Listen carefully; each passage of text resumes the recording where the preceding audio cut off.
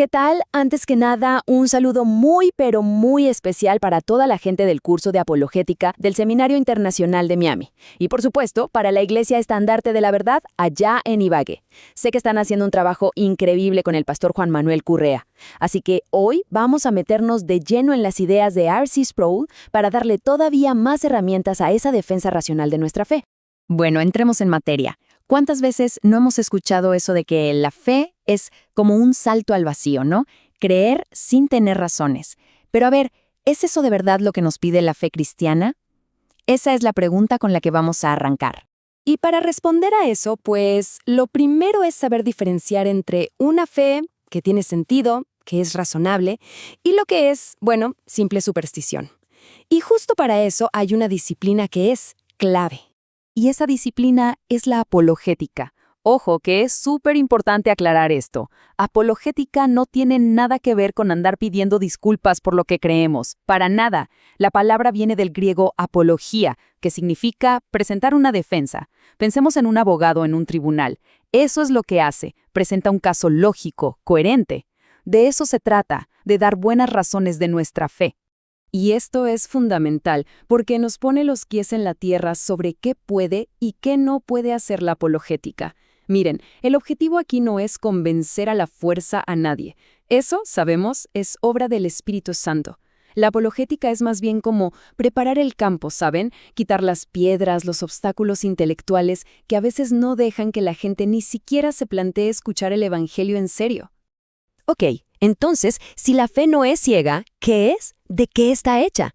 Bueno, para entenderla mejor, los teólogos de la Reforma la desarmaron, por así decirlo, en 3 partes fundamentales. Vamos a ver cuáles son.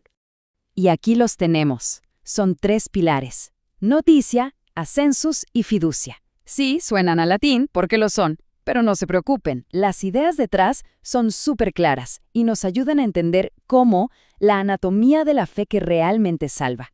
A ver, vamos a desglosar cada una. El primer escalón es la noticia. Y esto, en pocas palabras, es la información, el contenido, los datos. Piénsenlo. Para creer en algo, primero hay que saber qué es ese algo. En nuestro caso, la noticia es todo lo que la Biblia afirma. ¿Quién es Jesús, que vivió, que murió por nuestros pecados, que resucitó? O sea, no se puede creer en la nada. La fe necesita un contenido, algo concreto. Luego viene el segundo nivel, el ascensus. Y aquí la cosa se pone más seria porque no es suficiente con saber la información. Ahora hay que estar convencido de que esa información es verdad. El ejemplo clásico es este. Uno puede saber que, no sé, George Washington fue el primer presidente de Estados Unidos. Esa es la noticia. Pero el ascensus es cuando uno dice, sí, estoy convencido de que eso es un hecho real. Es el, ok, te lo creo, de la mente. Y llegamos al elemento que lo cambia todo, la fiducia. Esto es lo que hace la magia, por así decirlo. Es lo que convierte el simple conocimiento y el estar de acuerdo en fe que salva. Es la confianza personal, el descansar completamente en Cristo. Fíjense en la diferencia.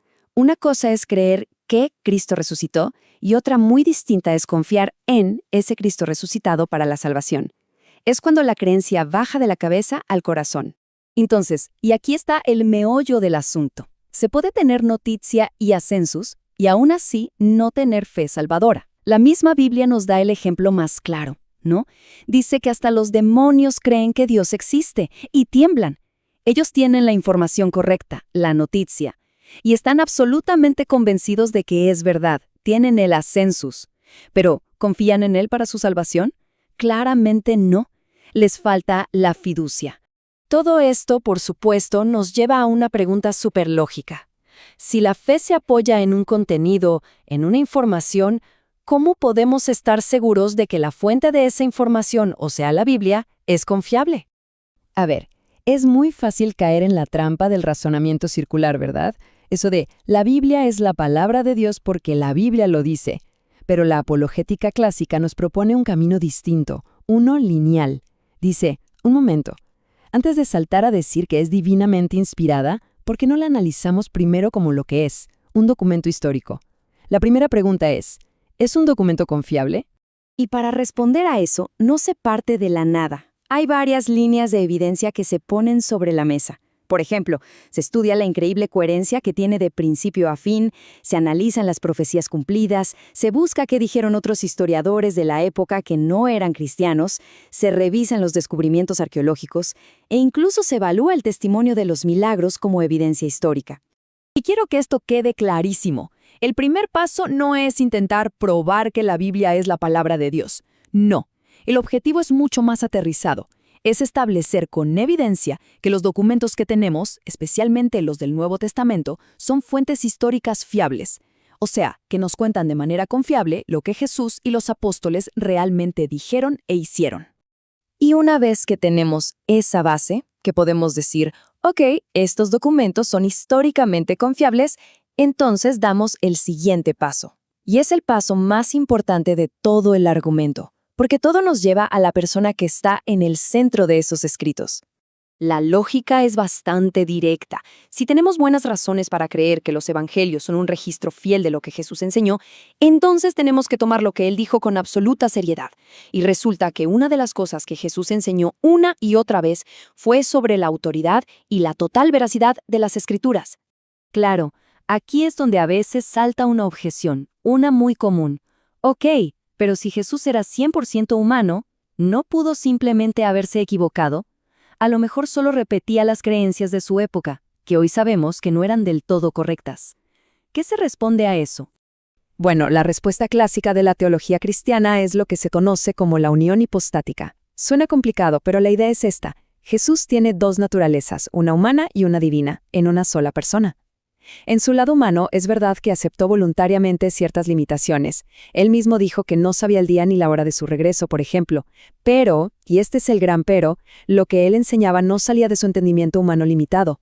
Salía de su naturaleza divina, que es, por definición, la fuente de la verdad. Y esta es la distinción clave. Una cosa es que Jesús, en su humanidad, no lo supiera todo. Eso es ignorancia, en el sentido de no tener cierta información. Pero otra cosa muy, muy diferente es enseñar algo falso. Eso es error. Y la teología nos dice que, aunque vivió con limitaciones humanas, Jesús nunca enseñó con error, porque su enseñanza venía de su autoridad divina.